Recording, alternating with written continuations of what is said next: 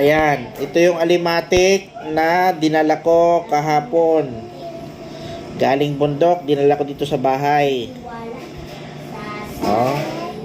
Ito siya kapag ka ito. Ito medyo malaki na ito, isa na ito eh.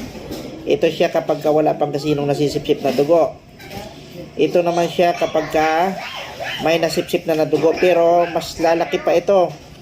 Lalaki to ng kasing laki ng duhat kapag busog na ng dugo. Ayan. At doon mo palang mararamdaman na nangangati ka. At makikita mo tumutulo na lang yung dugo sa binti mo o sa paa mo. Ayan. Kusang bumibitaw yan kapag busog na. Ang tawag dyan ay, sa amin, ang tawag dyan ay alimatic.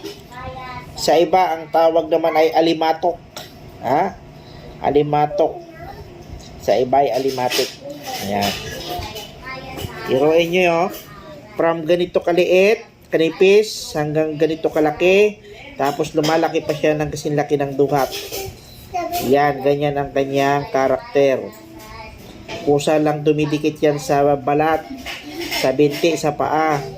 Malimitan yan sa mga matubig-tubig na lugar. Oh. Kusa yan pumipisik. Pag napisikan ka yan, ay diretso dikit yan. Diretso sip-sip sa dugo. Yan ang alimatok or alimatic.